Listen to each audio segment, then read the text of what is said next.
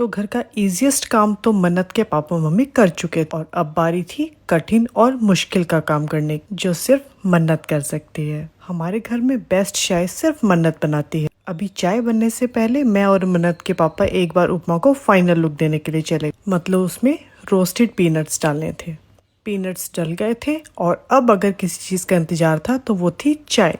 अब papa mummy ने अपना काम कर लिया तो वो रेस्ट कर रहे थे और मन्नत बेटा बना रहा था हमारी चाय। मन्नत की चाय की रेसिपी बहुत इंटरेस्टिंग है। वो इसमें इलायची पाउडर के साथ साथ दालचीनी और लौंग भी डालती। मौसम ठंडा हो तो अदरक भी। तो चाय पक गई थी, अब टाइम आ गया था उसमें दूध डालने का। उधर चाय रेडी हो गई थी और मुझे एसी में बैठे बैठे नींद आने लग गई थी, तो वहीं से बैठे बैठे मन्नत को रिकॉर्ड करने लगी कि वो क्या कर रही है।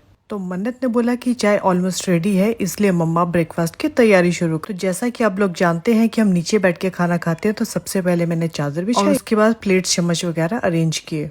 जब तक मैं छोटे मोटे अरेंजमेंट्स कर रही थी तो मन्नत ने चाय सर्व कर ली। अब मन्नत इतनी एक्सपर्ट हो चुकी है कि उसको चाय बनाने से लेके सर्व करने तक का सब कुछ वो खुद ही हैंडल कर लेती है। आप देखो कितने अच्छे से उसने चाय को सर्व किया कि नीचे एक बूंद भी नहीं गिरी। इवन अब उसको ये भी याद दिलाने की जरूरत नहीं पड़ती कि चाय पत्ती को डस्टबिन में डालना है। जब तक मैंने ये छोटे मोटे अरेंजमेंट्स किए, उसने चाय पत्ती को भी खाली कर पैन को रिंस करके छोड़ा, सो दैट वो इजीली क्लीन हो जाए। अदरवाइज अगर चाय पैन में ही रह जाए तो उसका नाली में बह जाने का काफी चांस रहता है, और अगर पड़ी पड़ी सूख जाए तो उसको क्लीन करना टफ हो जाता है। कुछ लोग हमको कमेंट करके बोलते हैं कि मन्नत अभी छोटी है, उसको पढ़ने दो, ये सब तो वो बड़े होके भी सीख जाएगी। बट मेरा मानना ये है कि ऐसी बेसिक आदतें तो हम बचपन में ही सिखा सकते हैं। बड़े होकर सिखाने जाओगे तो बच्चा सीखेगा कम बट इरिटेट ज्यादा होगा। बड़े होकर हम बच्चों को ज्यादा डांट भी नहीं सकते, वरना आगे से कब जवाब देने लग जाएंगे हमें पता भी नहीं चलेगा। बच्चों में अच्छे संस्कार डालने की यही राइट एज है।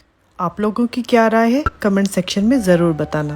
तो फाइनली अब सब कुछ रेडी था, हम सब ने साथ में ब्रेकफास्ट किया। उपमा टेस्टी बना था। और ये है ब्रेकफास्ट के बाद मेरा और मन्नत का वी टाइम, जिसमें वो अपनी फुल वीक की बातों का स्टॉक क्लियर करती है।